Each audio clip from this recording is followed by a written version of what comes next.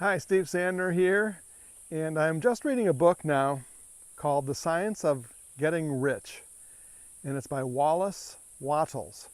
And I'll try to remember to put a link below. The book is free. It was written over 100 years ago. 1910, it says, is the copyright date. And this writer, Wallace Wattles, was ahead of his time. He has a progressive way of thinking about the science of life, making your lifestyle and sort of a science. And one of his primary words that he uses and concepts is tying it in with gratitude. Now, there is a spirituality nowadays, and in religion too, in Christian religion, I know, and probably other religions, there's a sort of a virtue found in living a minimalist sort of life with just your basic needs is sort of a virtue. However, Wallace Wattles contradicts that, and I'm feeling new brain patterns forming inside me on this, because I've been thinking about this before I read the book. Why is it wrong to want to have a lifestyle with prosperity? And not that that's directly connected with religion. It's a personal feeling inside, or involves your personal goals, etc. But he also mentions quite a bit the idea of gratitude.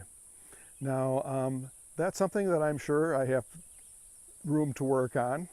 I try to express gratitude when it's appropriate, and at least enough to get by.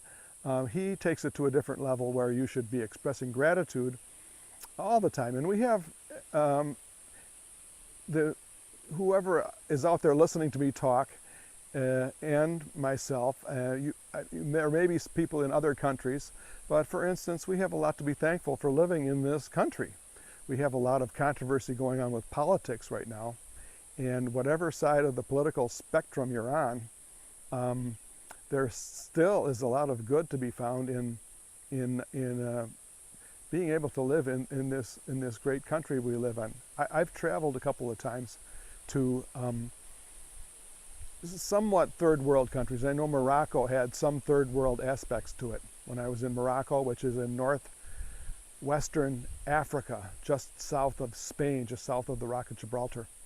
And it is a Mid-Eastern kind of country. There is some prosperity there, but in some areas you see poverty that is unlike what we have in our country here in the United States.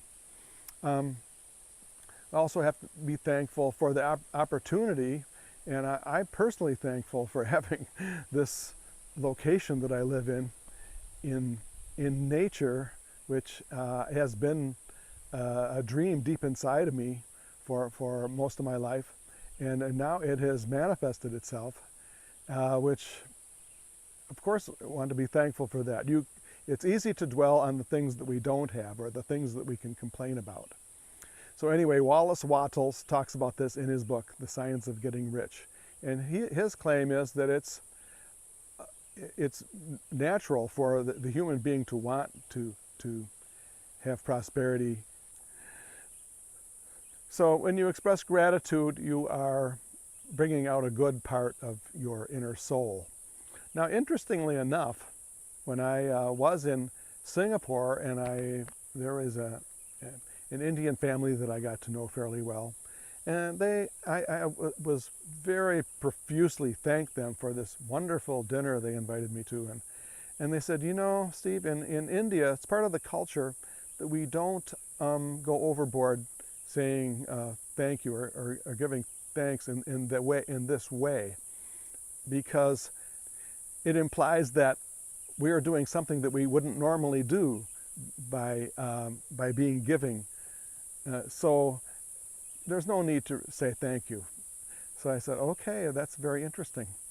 And speaking of gratitude, when I was a little kid, maybe 7 or 8 years old, used to say prayers at night, and my dad was, I know by the side of the bed, and I said, thank you, God, for my family. And then as a joke, I said, thank you, God, for the skunks.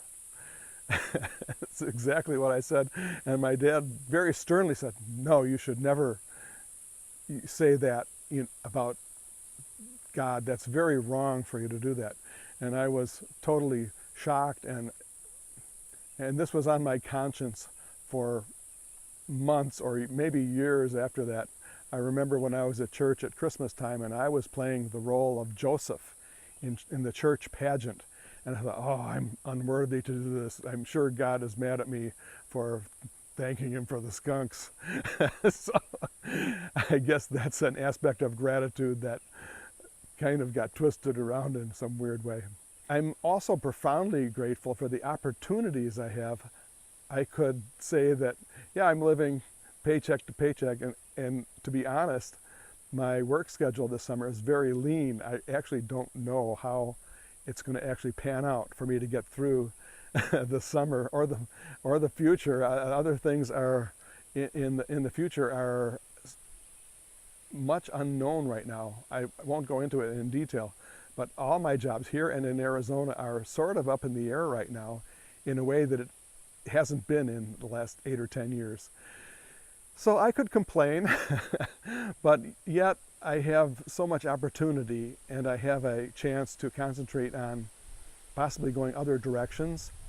And I'm sure I'll be doing live performance for a while right now as a musician.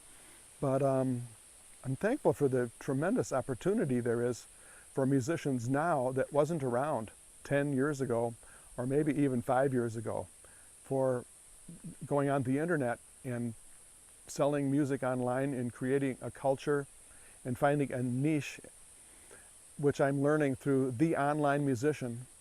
Leah McHenry offers this course, this online course which I'm taking, which I find fantastic. I'll leave a link to that below too.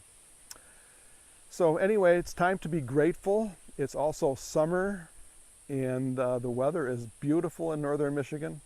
I imagine some people in Arizona aren't quite so grateful for the very hot weather they have there, but yet they can be grateful for other things. Let's say that. So it's a time to give thanks and be grateful. And I'll also leave a link to the person who reinforced this topic today was Miles Beckler. He has another series of videos that are free on YouTube, amazingly enough. And he gives courses on online marketing, and he also gives an inspirational video once in a while, which he did today, or the one I watched today. And he mentioned the word gratitude, so that came up twice from the book I'm reading called The Science of Getting Rich by Wallace Wattles. And then it came up again in Miles Beckler's video. So let's all be grateful, and thank you for watching, and thank you for listening.